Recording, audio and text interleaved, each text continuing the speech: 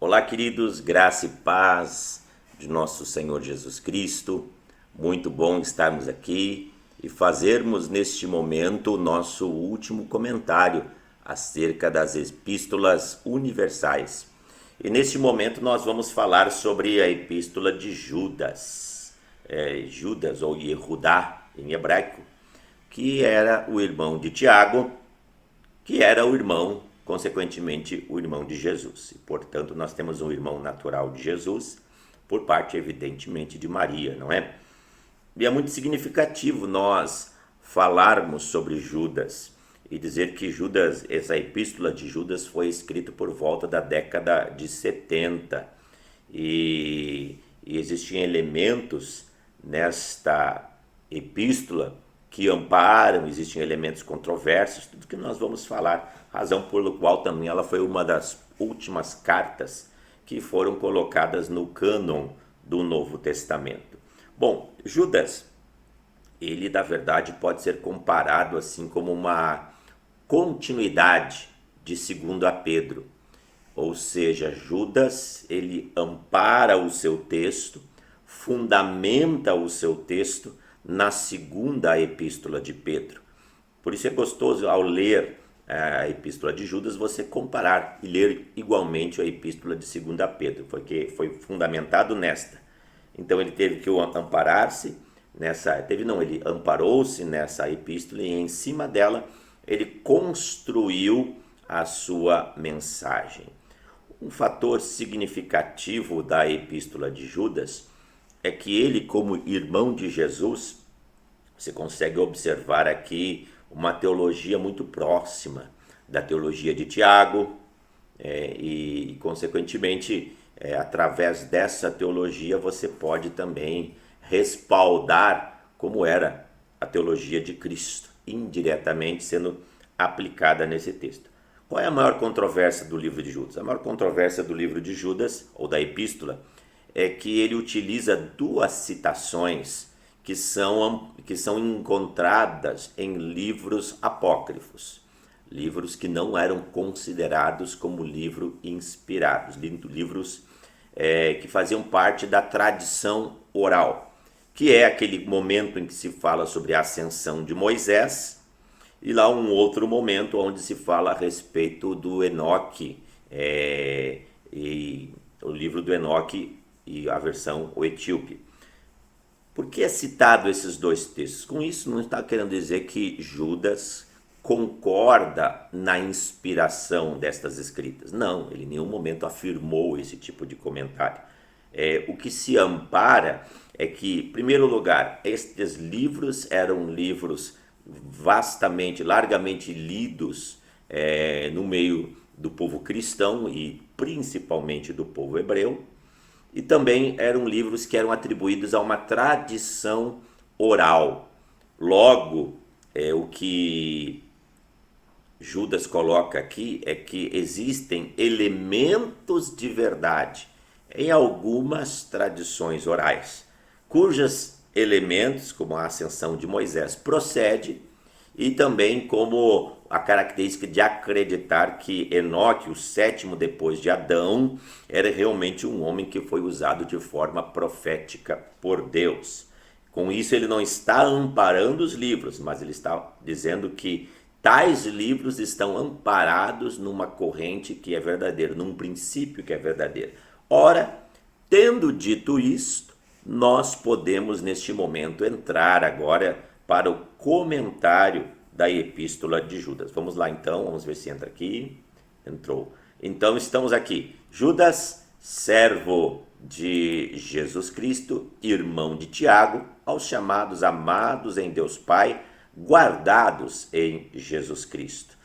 Observe que a saudação formal a respeito de como Judas via a Jesus e via ele como Cristo, Jesus Cristo. Isso é muito significativo porque Judas também acreditava, e deve ser assim, é claro, na humanidade de Cristo e na divindade dele.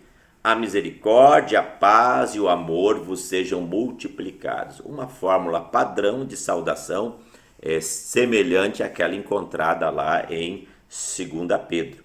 E aqui ele, no versículo 13, ele coloca aqui a razão pelo qual ele escreve essa epístola. Amados, quando empregava toda a diligência em escrever-vos acerca da comum salvação, da nossa comum salvação, me senti obrigado a corresponder-me convosco, exortando para batalhardes diligentemente pela fé que uma vez por todas fora entregue aos santos. Então ele escreve uma epístola com a proposta de defender a fé, de fortalecer pela fé. E aí ele diz a razão, porque alguns indivíduos se introduziram com dissimulação, os quais desde muito foram antecipadamente pronunciados para esta condenação. Então ele já de uma certa forma se respalda aqui na essência do que foi a 2 Pedro, porque a razão de 2 Pedro foi também para escrever contra as apostasias, contra os falsos profetas. Então, quando ele fala antecipadamente pronunciados, ele fundamenta principalmente nessa epístola de Pedro. E aí ele fala que estas pessoas surgem, essas pessoas vão entrar dentro da igreja, vão tentar profanar, contaminar a igreja, mas estas pessoas também, eles vão ser condenados, eles estão para serem condenados. E aí ele não somente fala a respeito da libertinagem, da prática, das questões imorais, mas também a própria negação de Jesus Cristo. Quero lembrar-vos que estáis cientes de tudo que uma vez por todas que o Senhor, tendo libertado um povo tirando da terra do Egito, destruiu depois os que não creram.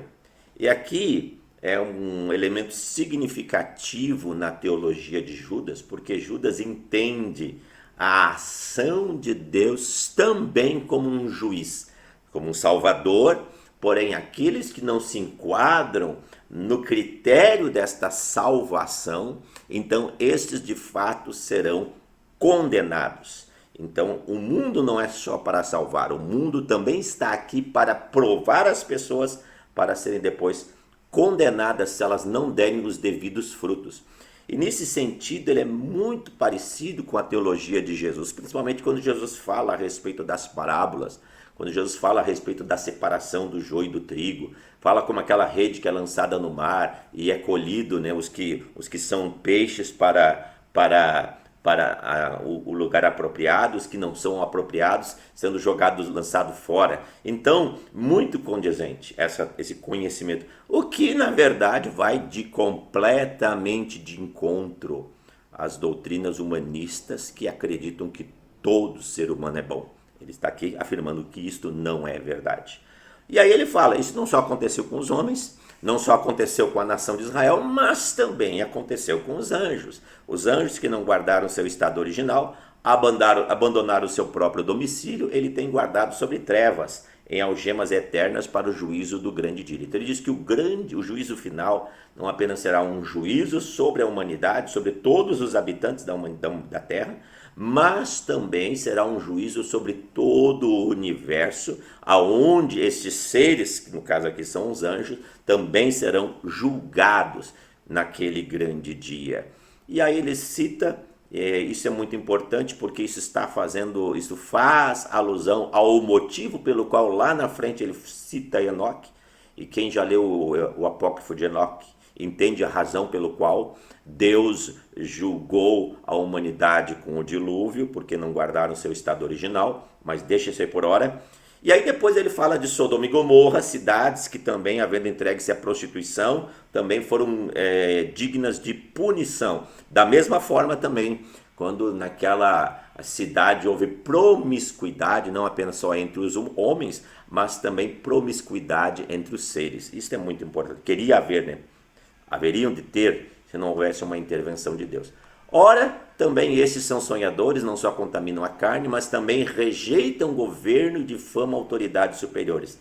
E aí vem um sentimento de revolta, de rebeldia da população para com a liderança, a autoridade. Isso não somente dentro de um contexto eclesial, um contexto de igreja, mas também entre um contexto secular. E aí ele cita o exemplo aqui, típico, característico desse relato da ascensão de Moisés, quando Miguel, o arcanjo, contendia com o diabo a respeito do corpo de Moisés, porque na crença judaica, a crença dos hebreus, Deus está sentado no trono para julgar e as pessoas se apresentam diante dele e ali existe um inquérito, ali existe todo um veredito, né, a respeito deste procedimento. E esses também, esse pessoal, esses falsos profetas, não entende, difama de tudo que não compreende. E aí ele fala quais são eles. Eles são aqueles que erram no caminho de Caim, são movidos de ganância. Observa mais uma vez como o contexto ganância interfere na ação, no exercício ministerial. E são pessoas que não dão frutos, não é? São pessoas que não têm conteúdo, não têm profundidade em Deus.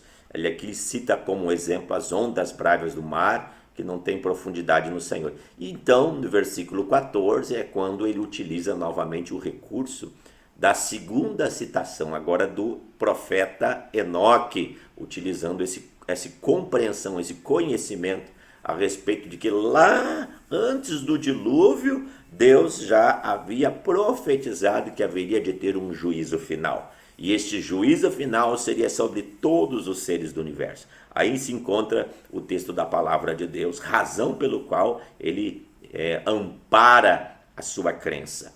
Esses, então, voltando ao assunto das pessoas, dos falsos profetas, são murmuradores, são descontentes e andam segundo as suas paixões e propagando grandes arrogâncias. Porém, lembrai-vos da palavra anteriormente proferida pelos apóstolos do nosso Senhor Jesus Cristo, que nos últimos tempos haveria esse tipo de pessoas, não é? Que não tinham o Espírito Santo. Quando ele fala apóstolos ali, ele está citando diretamente Paulo, que já profetizava a respeito disso, e profetizando diretamente, falando diretamente a respeito do próprio Pedro, que também, e Tiago, que também falou sobre isso. Porque todas essas epístolas paulinas, a própria epístola de Tiago, já citava, né, como Pedro já citava todos esses acontecimentos aqui. E aí ele diz assim: vós, porém, amados, edificando a vossa fé santíssima. Por um lado ele batalha pela fé, ele milita pela fé. Por outro lado, agora ele procura edificar na fé, fazendo com que esta fé seja fortalecida no Senhor Jesus Cristo. Guardai-vos no amor de Deus, esperando a misericórdia de nosso Senhor Jesus Cristo para a vida eterna. E, aproveitando a ocasião, tentando compadecer-se de alguns que estão ali no meio do caminho sendo enganados, né, por essas pessoas, tentando resgatá-los para que eles não caiam em ampla devassidão e assim serem resgatados da parte do Senhor. E aí ele coloca, para finalizar no versículo 24 e 25, ele coloca assim: aquele que é poderoso para vos guardar de cair, de tropeçar, e vos apresentar com alegria imaculados diante da sua glória. Então não apenas ele adverte para que as pessoas não entrem nesse caminho, mas também Judas adverte para que as pessoas procurem entender que a graça de Deus é que também dará a eles capacidade para que eles não venham tropeçar no caminho, ser tombados no caminho, tal qual estas pessoas caíram, tal qual aquela geração no deserto também caiu. Então, ele agora agradece ao Senhor, nosso Deus, glória, majestade, governo, soberania ante todas as eras, e agora e por todos os séculos. Portanto, ele enaltece o Deus que está além de todos os tempos e que sobre todos os tempos vai reivindicar e estabelecer a sua liderança, a sua deidade. Então, queridos, este é o texto que nós temos aqui. Muito obrigado pela sua atenção. Agradeço a sua perseverança na leitura das Sagradas Escrituras. Até a próxima no comentário de Apocalipse. Deus abençoe em nome de Jesus.